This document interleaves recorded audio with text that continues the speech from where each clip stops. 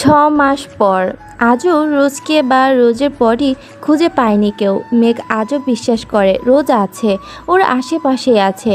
সেদিনের পর থেকে মেঘ কুহুর সম্পর্কটা তিক্ততায় ঘিরে যায়। মেঘ হয়ে ওঠে আগের মতো রাগী আর একরোখা সাইকো।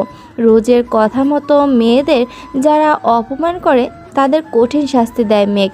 না, মেঘ না, মাফিয়া রোদ। আলিজা কলির বিয়েটা জোর করে দেয় মেঘ। তাকে যে রোজকে দেওয়া কথা রাখতে হবে। নিভি আর নিলয় এখন মেঘের ফার্ম হাউসে থাকে। কাল রওশন আর ঈশার বিয়ে, তাই সব ব্যবস্থা ঠিকভাবে করার জন্য অভিকে তুলে এনেছে মেঘ। কে তুমি? আর এভাবে তুলে এনেছো কেন? আমাকে যেতে হবে। ঈশার বিয়ে হয়ে যাবে। রোজও চলে গেলে ঈশা। ঈশা ম্যাডামের বিয়ে স্যারের সাথেই হবে। এটা রোজের দায়িত্ব ছিল, যা আমি পূরণ করব। সেদিন তোমার আর রোজের সমস্ত কথা আমি সিসিটিভি ফুটেজে দেখেছি। তোমার জন্য রোজ হাত কেটেছিল। ইচ্ছা করছে তোমার হাত কেটে ফেলি, কিন্তু সে শুভ কাজটা স্যারদের বিয়ের পর। আমার কি দোষ? রোজই তো সেদিন সব বলল। আমি তো ওকে বিশ্বাস করে। রোজ কেন বলেছে হ্যাঁ? শুধুমাত্র ওর বোন আর বন্ধুকে মিলিয়ে দেওয়ার জন্য। তোমার জন্য রোজকে সবাই ভুল বুঝেছে। স্যারদের সম্পর্ক নষ্ট হয়েছে, আর আমার রোজকে পেতে হয়েছে বিনা অপরাধে শাস্তি। তোমার হাতের একটা পশমও জ্বালিয়ে দেবে এই রোদ। তোমার এমন অবস্থা করব যে তুমি নিজেই নিজের মৃত্যু চাইবে। তোমার মনে হবে কেন এখনও বেঁচে আছি। প্লিজ ছেড়ে দাও আমাকে। আমি আর কখনো ঈশাদের জীবনে ঢুকবো না। ইনফ্যাক্ট কারো জীবনেই ঢুকবো না। গার্ডস, ওকে উল্টে ঝুলিয়ে ইচ্ছা মতো মারো, আর যেখানে যেখানে কেটে যাবে সেখানে লঙ্কার গুঁড়ো ছিটিয়ে দাও। আজকের মতো এইটুকুই ওর রুটিন। গাড়ি নিয়ে বেরিয়ে গেল মেঘ। সোজা শপিং মলে এসে রওশনের জন্য শপিং করতে লাগলো। কিছুক্ষণের মধ্যে রওশন আর ঈশাও আসলো। স্যার দেখুন তো কোনগুলো আপনার পছন্দের। যা যা পছন্দের সব নিন। ম্যাডাম আপনিও কিনুন। এখনও পাগলামি কেন করছো মেঘ? ওটা অ্যাক্সিডেন্ট ছিল। তোমাকে মানতে হবে রোজ আর নেই। নিজের জীবনটাকে এভাবে নষ্ট করছো কেন? আমার রোজ বেঁচে আছে, আমার উপর শুধু রেগে আছে, তাই সামনে আসছে না। একদিন রোজ ঠিকই আসবে আমার সামনে। আমি ওর সব কথা শুনেছি, সব কিছুই করছি। তুমি কি শুধুই একজন স্টুডেন্ট মেঘ? রোজকে যারা অপমান করেছে, খারাপ কথা বলেছে, তাদের সবারই বিক্ষিপ্ত লাশ পাওয়া গেছে। আর সেই লাশ পাওয়ার আগের দিন তোমার প্রতিবার রোজের অ্যাক্সিডেন্ট যেখানে হয়েছে সেখানেই থাকতে দেখা গেছে। এইসবের পেছনে তুমি নেই তো? এত কিছু কেন করছো আমাদের জন্য? ম্যাডাম আমার দম আটকে আসছে। এই দায়িত্ব শেষ না হওয়া পর্যন্ত আমার মুক্তি নেই। আমার জন্য রোজ আপনাদের সামনে আসছে না, না হলে ও নিজেই সবটা করতো। দেখবেন ও ঠিক আসবে, ঠিক আসবে। একা একা বিড়বিড় করতে করতে চলে গেল মেঘ। ঈশা রওশনের হাত চেপে ধরে ফুপিয়ে কেঁদে উঠল। আমাদের রোজের সাথে কেন এমন হলো? মেঘ কেমন পাগল হয়ে গেছে, সারাদিন পাগলামি করে। আমার মনে হয় মেঘের জন্য কাউকে প্রয়োজন। কতদিন আর এইভাবে কষ্ট পাবে ছেলেটা? তোমার মনে হয় রওশন অন্য কোনো মেয়ের দিকে তাকাবে? পছন্দ তো অনেক দূরে। আর বিয়ের চিন্তা মাথাতেও এনো না। ও যদি জানে আমরা এইসব ভাবছি, তাহলে আরও বেশি করে পাগলামি করবে। তাহলে কি করতে বলছো? ছেলেটা শুধুমাত্র রোজের দায়িত্ব পালনে আমাদের জন্য যা যা করেছিস, এসবের জন্য অন্তত এইটুকু তো করবই। জানি না এমন অবস্থায় কি করব, কিছুই বুঝতে পারছি না। ওদিকে কুষাণ আঙ্কেলেরও সেকেন্ড টাইম হার্ট অ্যাটাক হলো। পরিবারের কারোরই মেন্টালিটি সিচুয়েশন ভালো না। এদিকে মেঘের এমন পাগলামি, আজ রোজের ওপরেও খুব রাগ হচ্ছে। কেন ছেড়ে চলে গেল আমাদেরকে? ইন ইন্ডিয়া, খান ভিলায় সম্রাট খান তার আদরে বোনের সামনে কান ধরে উঠবস করছে, আর তার সামনে দাঁড়িয়ে খিলখিল করে হাসছে সাদিয়া খান, সম্রাটের ছোট বোন। সম্রাট কলকাতার বেস্ট হার্ট সার্জন। সাদিয়া এখনও পড়াশোনা করছে, পাশাপাশি গান গায়। আর কখনো লুকিয়ে সুপ্রির সাথে দেখা করতে যাবে? আমাকে না জানিয়ে লং ড্রাইভে যাবে? আর যাব না। এরপর থেকে তোকেও পারমিশন দিব যেতে। এবার তো ছেড়ে দে আমাকে। আর কত কান ধরে উঠবস করব? যতক্ষণ আমি বলবো আমার দাভাই, ততক্ষণ কান ধরে উঠবস করবে। আমাকে কোথাও যেতে দাও না, আর নিজে প্রেমসহ ঘুরে বেড়াও। এটা তো ঠিক না। মাফ করে দে প্লিজ, আর পারছি না। না জানি হসপিটালে কোনো ক্রিটিক্যাল কেস আছে কিনা। দেরি হয়ে যাচ্ছে তো বোন। ওকে, এবার মাফ করে দিলাম, কিন্তু নেক্সট টাইম কিন্তু মাফ করব না, মনে থাকবে? থাকবে। এবার জলদি গাড়ির চাবি দাও, আমার একটা শো আছে, লাইভ টেলিকাস্ট হবে বিকেল 4টায়, টিভিতে দেখো। তোর রেকর্ডিং সামনে, আর এখন তুই মাঠে ঘাটে গান গাইবি? দা ভাই চুপ, রেকর্ডিং এর এখন অনেক বাকি, এখন একটু এদিক ওদিক গাইলে সমস্যা নাই। প্লিজ দা ভাই পারমিশন দাও। ঠিক আছে, সুমিকে সাথে নিয়ে যাস। তোমার বউ যদি চুরি হয়ে যায় তখন তখন তো বিয়ের আগেই বিধবা হয়ে যাবে, সো আমি একাই যাব। শোন বোন, বোন। সাদিয়া কিছু না শুনেই গাড়ির চাবি নিয়ে বেরিয়ে গেল। আপাতত উদ্দেশ্য কলেজ। এদিকে সম্রাটও মাথায় চিন্তা নিয়ে হসপিটালের দিকে রওনা দেয়। কলেজ গেট দিয়ে ঢুকছে সাদিয়ার গাড়ি। কলেজের সব ছেলেরা সাদিয়ার দিকে তাকিয়ে আছে। সাদিয়া অদ্ভুতভাবে তাকানোতে ইরিটেট বোধ করতে লাগলো। ও গাড়ি পার্ক করে জিন্সের পকেট হাত ঢুকিয়ে হাঁটতে লাগলো। হঠাৎ ছুটে আসলো সুমি। বেবি, তোরা তো লেট হলো কেন? জানিস আজ কি হয়েছে? আবির, আবির। কে আবির? সাদিয়ার কথায় সুমির মুখটা চুপসে গেল। আবির হলো একজন সুপারস্টার, বলতে গেলে বর্তমান হিট স্টার। আর সাদিয়া ওকে চেনে না। সুমির মন চাচ্ছে 5 তলার ছাদ থেকে টুপ করে লাফ দিতে। বেবি, আবির মাহমুদ নাম করা নায়ক ভুলে গেছিস নাকি? কলেজের ফাংশনে এসেছিল চিফ গেস্ট হয়ে। ও মনে পড়েছে তো, কি হয়েছে ওই ভাবলা বলদের? তুমি অসহায় চোখে তাকাতেই সাদিয়া বলে উঠল, সরি, উনি তো তোমাদের সবার ক্রাশ, ভুলে গিয়েছিলাম। তো কি হয়েছে তোমাদের ক্রাশের? ও তোকে ভালোবাসে, একটু আগেই অ্যানাউন্স করলো এই ক্যাম্পাসে দাঁড়িয়ে। আসলে তোর ক্লাস কোনটা কার কাছে জিজ্ঞেস করবে, যার কাছে করবে সে আদৌ জানে কি না, তাই মাইক নিয়ে তোর খোঁজ করছে। সিরিয়াসলি? ওয়াও, কি নিউজ শোনালে, বমি পাচ্ছে এবার। কি? ক্রাশ কাশ বলে না চিল্লিয়ে চারপাশে দেখো ভিড় জমে গেছে, গরম লাগছে, বমি পাচ্ছে, ডিসকাস্টিং। সুমি মুখ ঘুরিয়ে দেখলো সবাই ওদের ঘিরে দাঁড়িয়ে আছে। সাদিয়া চোখ মোটা করে তাকাতেই সবাই ভয়ে যে যার কলেজে চলে যায়। তুই খুশি হসনি? বাংলাদেশের নায়ক ইন্ডিয়াতে এসে প্রেমে পড়েছে, ভালো কথা, কিন্তু রিজেক্ট সহ্য করার ক্ষমতা আছে তো? রিজেক্ট করবি? কত কিউট একটা ছেলে। ভালোবাসা নামক ফালতু মেশন আমার নেই, আর এসব স্টারফারদের লাইফে থাকার ইন্টারেস্টও নেই। সো বাই, আমার কাজ আছে। সত্যি রিফিউজ করবি? তোমার জন্য কথা বলবো, বিয়ে করবে ওকে? ও রাজি হলে আমার সমস্যা নেই। এই আবির সব মেয়েদের মাথা চিবাইয়া খাইছে, অসহ্য। এবার আসছে আমার মাথা খেতে। ওদের কথার মাঝে আবির এসে হাজির। সুমি মুখটা রসগোল্লার মতো করে ড্যাব ডেবিয়ে আবিরের দিকে তাকিয়ে আছে। কোথায় ছিলে জানো? তোমাকে খুঁজতে কতটা সময় লেগেছে? খুঁজতে বলেছে কে? আর এত বড় স্টার এমন গেও টাইপের বিহেভ করছে কেন, সেটাই তো বুঝতে পারছি না, মতলব কি? অ্যারোগেন্ট হলে সহ্য করতে পারবে তো মিস? আমার কোনো সমস্যা নেই, তুমি যেমনটা চাইবে আমি তেমন হতে পারবো। তো এটাই আসল চেহারা? এতক্ষণ নটাংবাজ আবির ছিলেন? যাই হোক, আমার পিছু নিয়ে লাভ নাই, আর আপনার মতো বড় স্টারের বউ হওয়ার শখ নেই আমার। কেন? আমি কি দেখতে খারাপ, নাকি ফ্যামিলি ব্যাকগ্রাউন্ড খারাপ? আমার বাবা একটা কলেজের প্রিন্সিপাল, আর ছোট বোন পড়াশোনা করছে, আর মা ডক্টর। তাহলে তো বলতে হবে আপনার বউয়ের একের ভেতর সব হওয়া উচিত, না হলে মিলবে না। আর আমার এই রূপালী জগৎ ভালো লাগে না। আচ্ছা, এত রেগে যাচ্ছ কেন? আমরা বন্ধু হতে পারি না? Okay, but just friend, nothing else. আল্লাহ, আমার কপালে এই রাগী পেতনি ঠিক করে রাখলা, আর মেয়ে পাওনি? একে পটাতে পটাতেই তো বুড়ো হয়ে যাব। বিয়ে শাদী করবো কবে? ওদিকে মামনি দিনে 24 বার বিয়ের কথা বলে, আমার মতো ইনোসেন্ট ছেলেকে এত ঘোরাচ্ছ কেন? ঠিক আছে বাই, শুটিং এর সময় হয়ে গেছে, আমাকে যেতে হবে। কাল আসবা কলেজে? কেন? না আসলে কি নতুন তামাশা করবেন? তুমি কখনো ঠান্ডা মাথায় কথা বলতে পারো না, কথায় কথায় রেগে যাও। আসবো। আবির মুচকি হেসে চলে গেল ওখান থেকে। সুমির রাগী চোখে সাদিয়ার দিকে তাকাতেই সাদিয়া ইয়ারফোন কানে ঢুকিয়ে গুনগুন করতে করতে চলে গেল। এটা সত্যি মেয়ে আবিরের মতো ছেলেকে বর থেকে ডিরেক্ট বন্ধু বানিয়ে দিল। এখন আবার নর্মালভাবে গান গাইতে গাইতে চলে গেল।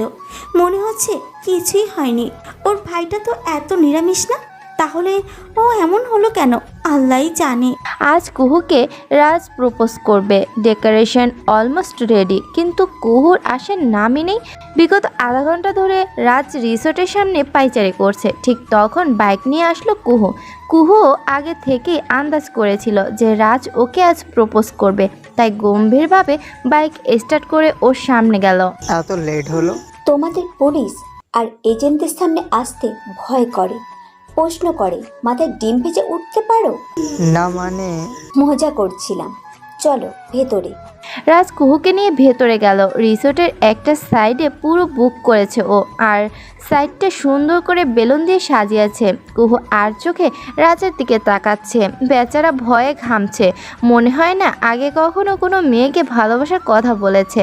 এতদিন শুধু সবাইকে রিজেক্ট করে বেরিয়েছে, আজ ওর কি হবে সেটা নিয়ে দুশ্চিন্তা। কুহুকে চেয়ার এগিয়ে দিয়ে নিজেও বসলো কুহুর সামনে। আসলে তোমাকে একটা কথা বলার জন্য ডেকেছি, কিভাবে বলবো? কি কথা? I love you. কুহু চুপ করে রাজের দিকে তাকিয়ে আছে। রাজ ভয়ে মাথা নিচু করে আছে, না জানি কি উত্তর দেবে কুহু। হঠাৎ কুহুর হাসির শব্দে মাথা তুলল রাজ। কুহু রাজের দিকে তাকিয়ে জোরে জোরে হাসছে। ওদিকে রাজের রাগ হচ্ছে। ও কি জোকস বলছে যে এভাবে হাসছে কুহু? এত কঠিন শব্দটা কিভাবে বললে তুমি? আমি তো ভেবেছি বলতেই পারবে না। যাক বাবা, অন্তত বলতে তো পেরেছো, এটাই অনেক। এবার চলো তোমার বাড়ি থেকে ঘুরে যাই, আর পাপার কাছে প্রস্তাব দিও, ঠিক আছে? কিন্তু একটা কথা, আবার কি? রোজের কেসটা এখনো ক্লোজ হয়নি, ওটা এখনো আগের মতোই আছে। মেঘকে বলেছে ব্যাপারটা? মেঘের সাথে আমার আর কোনো সম্পর্ক নেই, আর কেসটা ক্লোজ করে দাও, আমরা আমাদের মতো করে খুঁজবো। মেঘ পাগল হয়ে গেছে। এই পর্যন্ত কতগুলো খুন করেছে হিসেব রেখেছো? 9টা। আমি আর আরব অফিসিয়ালি হ্যান্ডেল করছি, ঠিক আছে? কিন্তু ওর এখন মেন্টাল সাপোর্ট প্রয়োজন। তোমাকে ও নিজের বোনের মতো ভালোবাসে, বিশ্বাস করে, কিন্তু তুমি অন্তত ওর পাশে থেকো। আমার ভাই মেঘ অনেক আগেই আমাকে ছেড়ে চলে গেছে। এখন যে আছে সে রোদ, সাইকো মার্ডারের রোদ, যাকে রক্ষা করা আমার ডিউটি, পাশে থাকা না। এই 6 মাসে সবার জীবনের মতো রাজ কুহুর জীবনও পাল্টে গেছে। রাজ একজন আন্ডার কভার এজেন্ট, আরাফ রাজের ডিপার্টমেন্টে একজন, কিন্তু সেটা কেউই জানতো না। কুহু রাজকে নিজেদের রাস্তা থেকে সরানোর জন্য ওর অ্যাসিস্ট্যান্ট হয়ে জয়েন করে, কিন্তু রাজ কুহুকে প্রথম দেখাতেই চিনে ফেলে। রাজ কুহুকে 4 বছর ধরে ভালোবাসে। মেঘের কাছ থেকে কুহুর ডিটেলস জানার সময় মেঘ সবটা ধরে ফেলে। তখন থেকে মেঘ রাজ প্ল্যানিং করে আরাফকে এজেন্ট বানায় আর কুহুকে একজন মাফিয়ার বন্ধু। সব কিছু প্ল্যান মোতাবেকই চলছিল। মাস থেকে রোজের কেসটা সবাইকে এক সুতায় জুড়ে দেয়। কুহু বুঝতে পারে যে সে রাজের প্রতি দুর্বল, আর সেটার পরিণতি যদি মেঘ রোজের মতো হয়। সেজন্য রাজকে নানাভাবে বুঝিয়েছে যে সেও রাজকে পছন্দ করে, যার এনকারেজের জন্য আজ রাজ কুহুকে প্রপোজ করার সিদ্ধান্ত নেয়। আর কুহুও ব্যাপারটা তাড়াতাড়ি মেটানোর তাগিদ ব্যস্ত হয়ে পড়ে। কিন্তু মেঘ ওর কি হবে? একটা স্কুলের অনুষ্ঠানে আজ গান গাইবে সাদিয়া। স্কুলটা প্রতিবন্ধীদের। সাদিয়া প্রায় এখানে আসে, বাচ্চাদের সাথে গল্প করে, গান গায়, নাচে, বাচ্চাদের জন্য গিফট আনে। স্কুলের পাবলিসিটির জন্য আজ স্কুলটায় একটা ছোট ড্রামার আয়োজন করা হয়েছে। বাচ্চারাই করবে আর মিডিয়াতে সেটা টেলিকাস্ট হবে। সাদিয়াকেও গান গাওয়া এবং থাকার জন্য ইনভাইট করেছে হেড ম্যাডাম। ম্যাডাম 3টে বাজে, বাচ্চাদের রেডি করতে হবে না? ও তুমি এসে গেছো? দেখো না, আজই আমাদের একজন ম্যাম চলে গেছে, তার রিলেটিভে অসুস্থ। আমরা 8 জন মিলে এত বাচ্চা সামলাতে পারছি না। সবাই কোনো না কোনো দুষ্টুমিতে মেতে উঠেছে, স্থিরই হচ্ছে না। তাহলে 3:30টায় মিডিয়ার লোক আসবে, ওদের তো রেডি করতে হবে। একটাই উপায় আছে। কি ম্যাডাম? তুমি? বুঝতে পেরেছি, কিন্তু কস্টিউম ক্লাসে আছে মেবি, আমি এখনই যাচ্ছি। Don't worry madam, everything will be fine. ইতনি সি হাসি, इतनी सी खुशी, इतना सा टुकड़ा चांद का, ख्वाबों के टिंक से চল বানায়ে আশিয়া। সাদিয়া জোকার সেজে বাচ্চাদের সাথে খেলতে লাগলো, মাঝে মাঝে লুকাচ্ছে আর বাচ্চারাও ওকে খুঁজছে। সাদিয়া জোকারের কস্টিউমের উপর বাচ্চাদের কস্টিউম পরে বাচ্চাদের দেখাচ্ছে, বাচ্চারাও ওর দেখা দেখি জামা পরছে।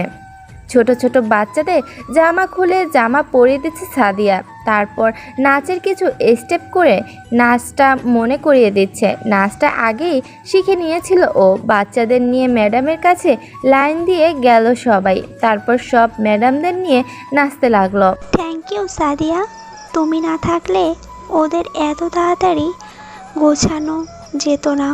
নাচের স্টেপগুলোও রিভিশন হয়ে গেল। আপনি কিন্তু এসব বলে আমাকে পর করে দিচ্ছেন ম্যাডাম। আমি এখানে আসি কেন? আপনার জন্য, বাচ্চাদের জন্য। তাহলে ওদের জন্য এইটুকু করেছি, তাতে আমাকে ধন্যবাদ দিয়ে আপনি তো রীতিমতো অপমান করছেন। শোনো মেয়ের কথা, আমি নাকি ওকে অপমান করছি? আমার ঘাড়ে কয়টা মাথা যে আমি তোমাকে অপমান করব? এ মাসে ডোনেশনটা দাবাই নিজে কাল এসে দিয়ে যাবে। আজই আনতাম, কিন্তু আমার পার্সটা বাড়িতে ভুলে ফেলে এসেছি। কোনো ব্যাপার না মামনি, তোমরা আমাদের স্কুলের জন্য যতটা করো ততটা করেই বাকি। এবার তুমি রেডি হয়ে নাও, তোমাকেও তো গান গাইতে হবে। ও হ্যাঁ, আমি রেডি হতে যাচ্ছি। এদিকটা ততক্ষণ সামলে নিন। আর আপনারা রেডি হবেন না? তুমি আসলে আমরা যাব, না হলে এদের সামলাবে কে? এরা তো তোমারই সৈনিক, তুমি বলতেই অজ্ঞান। Okay, I will be back soon. স্টেজের সামনে গিটার নিয়ে চেয়ার সেট করছে সাদিয়া। সব বাচ্চারা ওর সামনে গালে হাত দিয়ে বসে আছে। সাদিয়া মুচকি হেসে চেয়ার টেনে পায়ের উপর পা তুলে স্টিকার ঠিক করলো। গিটারের কর্ড ঠিক করে ক্যামেরার দিকে তাকালো সাদিয়া। तू आता है सीने में जब जब सांसें भरती हैं, तेरे दिल की गलियों से मैं हर रोज गुजरती हूँ। সাদিয়া নিজের মুখটা মাস্ক দিয়ে ঢেকে ফেললো আর স্পিকার মাস্কের উপর দিয়ে সেট করলো। একটা ফোন বের করে ফোনটার দিকে এক নজর তাকালো। গিটারটা একটু সরিয়ে উঠে দাঁড়ালো, বাচ্চারাও দাঁড়িয়ে গেল। সাদিয়া স্টেজ থেকে নেমে ইশারায় বাচ্চাদের বসে থাকতে বলল। ক্যামেরা সাদিয়ার দিকে ঘোরাতে সাদিয়া মানা করলো, ইশারায় বাচ্চাদের দিকে রাখতে বলল। সাদিয়া ধীরে ধীরে ওড়না দিয়ে নিজের পুরো মুখটা ঢেকে ফেলল, কারণ ইতিমধ্যে ভিডিও পাবলিক হয়ে পুরো দেশে ভাইরাল হয়ে গেছে। সাদিয়ার চেহারাটাও আফসা দেখা যাচ্ছে, নেট বিভিন্ন কমপ্লিমেন্ট আসছে। গান শেষ হতেই ম্যাডামদের কাছ থেকে বিদায় নিয়ে বাড়ি চলে আসলো সাদিয়া। স্কুলের গেট থেকে বের হতেই যা কষ্ট, প্রচণ্ড ভিড় জমে গেছে। বাড়ি এসে জুতাগুলো ছুঁড়ে মেরে সোফায় বসে ওড়না খুলতে লাগলো সাদিয়া। গরমে ঘেমে ভিজে গেছে। আব্বা কি ভিড়, মনে হচ্ছিল ভিড়েই মরে যাব। সুপ্রিয়া নিলে ভালোই হতো, অন্তত একা মরতে হতো না, ওরে নিয়েই মরতাম। ঠিক তখনই সম্রাটের ফোন আসে। বোন ঠিক আছিস? আর ঠিক গরমে সিদ্ধ হয়ে গিয়েছি। 10 মিনিটে এলাকার সবাই এসে হাজির। এখানে 50 জন ছিল না, সেখানে 500 প্লাস। এই জন্যই বলেছিলাম যেখানে সেখানে একা গান গাইতে যাস না, কষ্ট হবে তোর। বলছো তো? তুমি কি করছো? মাত্র অপারেশন থিয়েটার থেকে বের হলাম, দেখি ওটির বাইরে বিরাট ভিড়। ভেবেছি পেশেন্টের লোক, পরে দেখি তোর গানের ভিডিও। দুজন গান শুনে কাঁদছে, বাকিরা মেয়েটার পরিচয় খুঁজতেছে। যারা নিশ্চয় জায়গা খেয়েছে। আর এত তাড়াতাড়ি ভাইরাল হলাম, তোমার তো গর্ব হওয়ার কথা। বোনের কত গুণ দেখছো? সেই জন্যই আমার সমানে ভাগ বসাচ্ছে। আগে তোকে সম্রাটের বোন বলতো, আর এখন আমাকে বেস্ট হার্ট সাজেস্ট সম্রাট খান। এখন আমাকে সাদিয়ার ভাই হিসাবে চিনবে, সম্রাট খানকে ভুলে যাবে। হিংসুটে। অনেক। খেয়েছিস? খাবো ভাবছি। তুমি সুপ্রিয়া আনছো না কেন? ও থাকলে আমাকে কত কিছু বানিয়ে দেয়। নিজের রান্না ভালো লাগে না আর আমার। ভাবি বানাবি নাকি রাধুনি? রানী হ্যাপি। কাল যাবো ওদের বাড়ি, ওকে বলে রাখিস। আমি বলছি টাটা দা ভাই। সাদিয়া ফোন কেটে সুমিকে ফোন করে। সুমি তখন বাড়ির ছাদে দাঁড়িয়ে গাছে পানি দিচ্ছিল, কিন্তু একবার রিং হতেই সুমি ফোন রিসিভ করে। হাই ভাবি। বাহ, এত সুন্দর করে ডাকছিস সকালের জন্য, কিন্তু এখনও রেগে আছি। তোমার আবির কাল আবার আসবে তো? তখন না হয় ওকে তোমার সাথে কফি খেতে পাঠিয়ে দিব। হ্যাপি? তুই ওকে ডিরেক্ট অপমান করলি কেন? তুমি ওর চামচামি করছো, আর আমি দাভাইকে বললাম তোমাকে আমার চাকরানি বানাবো। কি? না জি, প্রতিশোধ নিব। তোমাদের বিয়েটা একবার হোক। আবিরের সাফাই গাও অনেক, তাই না? দেখো তোমার কি করি। নতুন করে আবার কি করবি? তুই তো সব সময় আমার পেছনে লেগে থাকিস। থাকবই তো, তুমি তো আমার ভাবি, আমার বড় আপু। আব্বু আম্মু চলে যাওয়ার পর তোমরা দুজন না থাকলে আমি এতদিনে। তোর মুখে সেন্টিমেন্টাল কথা মানায় না baby. Don't be serious, be happy and devil. দোয়া বদদোয়া একসাথে, এদিকে সুখী হতে বলছো, অন্যদিকে শয়তান। তুই যে চাকরানি বানিয়ে দিলি তার বেলায়? ভুল হয়েছে, ওটা চাকরানি না, ওটা রাজরানী হবে। আমি যাওয়ার পর সম্রাটের সাম্রাজ্যে একমাত্র রানী। ও সরি, সম্রাটের বউকে সাম্রাজ্ঞী বলে। এত কথা কিভাবে বলিস? আল্লাহ মালুম। মুখ দিয়ে বলি? এমন ছোট ছোট কথায় আল্লাহকে ডেকে আল্লাহর সম্মান নষ্ট করো কেন? যাই হোক, কাল আমরা আসছি তোমাদের বাড়ি। কেন? বারে আমার আপুটাকে রাজরানী করে আনতে হবে না? এই, তোমার বাবা আমার ভাইয়াকে পছন্দ করে তো? ঝামেলা পাকালে কিন্তু আমি আমার ডাইনি থেরাপি ইউজ করব। থাক থাক, উড়নচণ্ডী একেবারে। কথায় কথায় ভয় দেখায়, বয়সের চেয়ে বেশি পাকা। কম সময়ে অনেক কিছু জেনে ফেলেছি, দেখেও ফেলেছি, অনুভব করছি তার কুফল। সবসময় ভয়ে ভয়ে থাকি, প্রিয় মানুষদের হারানোর ভয়ে। সব ঠিক হয়ে যাবে। আমি চাই না আমার ছোট্ট সাদিয়া বেবিটা এইসব ভেবে আবার মন খারাপ করে। এমনিতেও আগের সাদিয়ার সাথে এখনকার সাদিয়ার মিল নেই, তবুও মাঝে মাঝে ইমোশনাল করিয়ে কাঁদায় আমাকে। এইটা ঠিক না। Sorry, tata. মেঘ নিজের রুমে বসে ফোনে একটা ভিডিও ক্লিপ দেখছে। হাত থরথর করে কাঁপছে, বুকের ভেতর চিনচিন করে ব্যথা করছে, অদ্ভুত যন্ত্রণা। ফোনটা রেখে শাওয়ার নিতে চলে গেল। কেন রোজ, কেন করলে এমন? তুমি কি সত্যিই বোঝো না আমার অনুভূতি? জানি আমি ভুল করেছি, অন্যায় করেছি, তাই বলে এভাবে শাস্তি দেবে? কোথায় আসো তুমি? কিভাবে খুঁজবো তোমায়? তোমার জন্য আমি এখনও ওদের কিছু করিনি। যদি ওদের হাতে তুমি থাকো সেই ভয়, কিন্তু তুমি জানি বেঁচে আছো তুমি, কারণ তুমি না থাকলে এই পৃথিবীতে আমারও জায়গা নেই। তোমাকে অনুভব করি এখনও। তোমার মেঘরুদ্দুর কখনো তোমায় কষ্ট দিতে চায়নি রোজ। সে সবসময় চেয়েছে তোমাকে ভালো রাখতে। তোমাকে আমার মনের সব কথা তোমাকে বলার একটা সুযোগ দাও না। মেঘ ফ্রেশ হয়ে রওশনদের বিয়ের ডেকোরেশনের কাজে ব্যস্ত হয়ে পড়ে। আরাফ আলিজা এসেছে সবেমাত্র। মেঘ ওদের দেখে উপরে চলে গেল। ভাইয়া কি এখনো নিজেকে দোষী মনে করে? দেখো, আমাদের বিয়েটা তো হয়েই গেছে, ভালো আছি আমরা। এবার ভাইয়ার মেঘ কখনো কোনো মেয়ের দিকে চোখ তুলেও তাকাবে না। ওকে আমি খুব ভালো করেই চিনি। ও যেখানে রোজকে বসিয়েছে, যে বুকে রোজকে ঠাঁই দিয়েছে, সেটা অন্য কাউকে দিতে পারবে না। আমাদের বিয়েটা ওই ডেটেই জোর করে দিয়েছিল, কারণ ও রোজকে কথা দিয়েছিল, কিন্তু সে বিষয়ে তো কিছু বলিনি আমরা। আর কতদিন এভাবে চলবে? যতদিন না পর্যন্ত ও নিজের মনের ভুল সংশোধন করতে পারবে, ততদিন ওকে বোঝাতে হবে রোজ নেই। তো সেটা কি তুমি বোঝাবে? মাথা খারাপ? কুহুকে বলবো ও না মেঘের চামচা? এবার তুমি মন ভালো করো।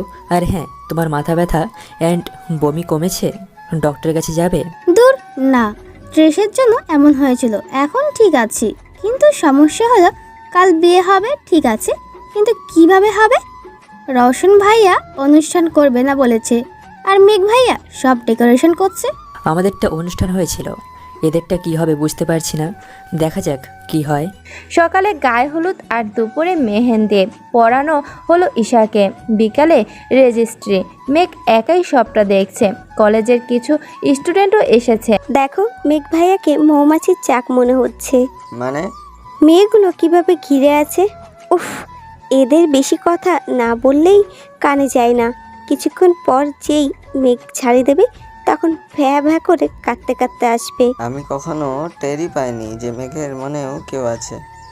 যাকে মেঘ এভাবে পাগলের মতো ভালোবাসে, আর সে মেয়েটা রোজ। কেন এমন হলো? অবশ্যই মেঘের ভুল ছিল, তবে সেটা সত্যতা যাচাই করতো রোজ। রোজ তো হেরে যাওয়ার মেয়ে ছিল না, তাহলে আল্লাহ কেন এভাবে ওকে আমাদের কাছ থেকে কেড়ে নিল? ওদিকে মেঘের ঝাড়ি খেয়ে এক এক করে সব মেয়ে স্টেজের কাছে থেকে চলে গেল। মেঘ কাজে নিয়ে ঈশাদের সামনে আসলো, কাজে বিয়ে পড়ানো শুরু করলো। তোমার এই কাজটা করেও দিলাম রোজ, এবার তো ফিরে আসো। দেখো, আমি এখন আর তোমাকে তুই বলবো না। তুমি তো মানা করেছিলে যেন আমি তোমাকে তুই বলে না ডাকি, তোমার প্রেস্টিজ পাংচার হয়। তাহলে আমি যখন তোমার কথা শুনছি, তুমি কেন শুনছো না? কেন রোজ? সাদিয়া আর আরিফ কলেজের ক্যাম্পাসে হেঁটে হেঁটে কথা বলছে। সুমিও আছে, তবে কিছুটা দূরত্ব রেখে হাঁটছে। চলো কোথাও ঘুরে আসি। তখন আমার ঘুরতে যাওয়ার অভ্যাস নেই, আপনি বরং সুম্পিকে নিয়ে যান, আপনার অনেক বড় ফ্যানও। আরিফ ঘাড় ঘুরিয়ে সুমির দিকে তাকালো। সুমি চোখ বড় বড় করে সাদিয়ার দিকে তাকিয়ে আছে। আমি যাব না। কে তো আবির ভাইয়া, আপনি এবার ফিরে যান। এই কলেজে হুটহাট করে আসা, আমার সাথে কথা বলা অনেকে টলারেট করতে পারছে না, আমারও প্রবলেম হচ্ছে, ইরিটিং লাগছে। তাহলে অন্য কোথাও মিট করি। আরিফের দিকে ভুরু কুচকে তাকালো সাদিয়া। এই ছেলেটা এত গায়ে পড়া কেন? সাদিয়া এই প্রথম কোনো সুপার স্টারকে দেখলো যে মেয়েদের পিছনে আঠার মতো লেগে থাকতে চায়। বাংলাদেশে ফিরবেন কবে? 5 দিন পর। এই 5 দিন আমাদের বাড়িতে থাকুন, আমার দাভাইয়ের বিয়ে, তারপর সোজা ব্যাগ গুছিয়ে নিজের বাড়িতে ফিরবেন। তোমাদের বাড়ি? আপনার সব ফর্মালিটি শেষ করে বিকালে এখানে আসবেন। সুম্পি। সাদিয়া সুমির হাত ধরে ক্লাসের দিকে হাঁটতে শুরু করলো। আরিফ ব্লাসিং হয়ে 2 হাতে চুল ঝেড়ে গাড়ি নিয়ে বেরিয়ে গেল। এটি কি হলো? তুমি আমার সাথে টাইম স্পেন্ড করার জন্য পাগল, আর তুমি তোমার ক্রাশের জন্য। তাই বিয়ে অবধি তোমার ক্রাশকে তোমার সামনে রেখে দিয়েছি, এটাকে বিয়ের গিফট ভেবে নাও। তে তুমিও খুশি আর উনিও। টাটা, আমার ক্লাস আছে, বিকেলে আবার তোমাদের বাড়িতে যেতে হবে। তুই সব কিছুতেই এত হিসাব নিকাশ করিস কেন? ওপরে ওপরে খুশি করে কি লাভ যদি ভেতরটাই শূন্য থাকে? আবিরকে হ্যাঁ বলে দে। এখনো বাচ্চা, হ্যাঁ তো তাড়াতাড়ি প্রেম করলে দাবাই আমার বিয়ে দিয়ে দেবে। ওসবে আমি নেই।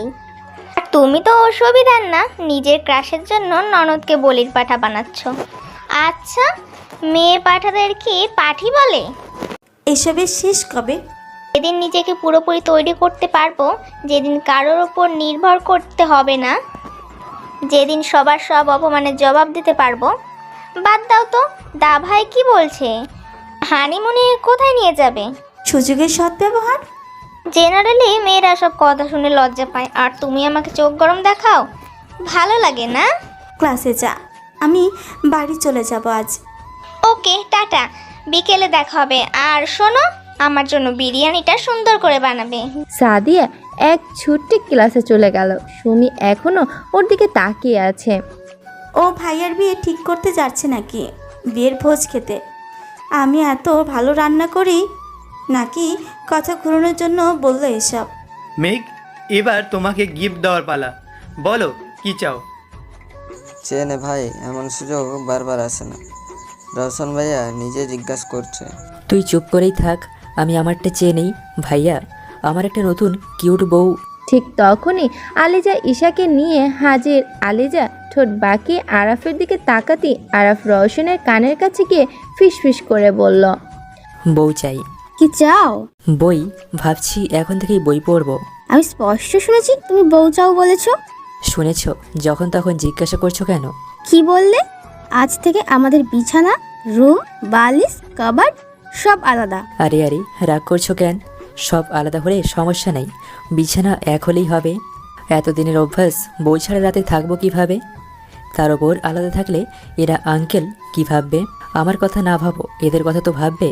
আরাফের কথায় সবাই ঠোঁট চেপে হাসলেও মেঘ ফোনের স্ক্রিনের উপর ভেসে থাকা রোজের মুখটা দেখছে আর কাটা চামচ চেপে ধরে রাগ কমাচ্ছে। হুট করে ওখান থেকে উঠে চলে গেল মেঘ। সবাই অসহায় চোখে তাকালো। ভাইয়া কি আর আগের মতো নর্মাল হবে না? আমাদের কোনো আড্ডায় যোগ দেয় না, খুব প্রয়োজন না হলে কথা বলে না, হাসে না, কাঁদেও না। ওকে ওর মতো ছেড়ে দাও, নিজেকে সামলে উঠতে দাও। 6 মাস হয়ে গেছে, আরও সময় নিতে হবে যদি হিতে বিপরীত হয়। আমিও প্রথমে এমনটাই ভেবেছিলাম, কিন্তু পরিস্থিতি বুঝে কাজ করলে হয়তো সুফলও পেতে পারি। আমাদের সবাইকে এক করাটা ওর আর রোজের দায়িত্ব ছিল।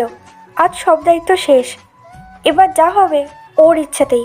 আল্লাহর উপর ভরসা রাখি, তিনি যা করবেন চাইবেন সেটাই সবার ভালো হবে। ওদিকে মেঝেতে ফেলে গরম শিক দিয়ে ওর পিঠের চামড়া ফোড়াচ্ছে মেঘ। অভির মুখ কাপড় দিয়ে বেঁধে রেখেছে যেন ও কথা বলতে না পারে। অভির রক্ত দিয়ে মেঝেতে একেবার রোজের নাম লিখেছে, আবার মুছে দিচ্ছে। কন্টিনিউয়াসলি রক্ত নিয়ে এমন করছে। স্যার, এভাবে না পুড়িয়ে আমাদের বলুন, আমরা ওর বডিতে কেরোসিন দিয়ে আগুন ধরিয়ে দিই। ওহ না, ওকে এভাবে শাস্তি যত্ন সহকারে কষ্টে দেব। ওর জন্য কুষাণ আঙ্কেল রোজকে ভুল বুঝে বেড়েছিল। ওর মৃত্যু এত তাড়াতাড়ি হলে আমার যে রাগ হবে খুব। তোমরা বরং তেল গরম করে আনো, ফুটন্ত তেল, সেক দিতে হবে। তো যাও। গাছ চলে যেতেই মেঘ আবার রক্ত নিয়ে খেলতে শুরু করে। শেক দিয়ে অভির পিঠের শক্ত চামড়া টেনে টেনে তুলছে। তোর অনেক শখ রোজকে বিয়ে করার, কপালে চুমু দেবার। আজ দিবি, অনেক চুমু দিবি, তবে সেটা আমার পোষা কুকুরকে। আমার কুকুরটা অনেক মানুষের ঠোঁট কামড়াই খায়নি, আজ খাবে। গার্স গরম তেল এনে দিতেই মেঘ গ্লাভস পরে সেটা ধরে অভির মাথার সামনে দাঁড়ায়। তারপর তেলগুলো আস্তে আস্তে ওর পিঠে ঢালতে থাকে। ব্যথায় নড়ার ক্ষমতাও চলে গেছে অভির। চোখ দুটো বুজে আসছে।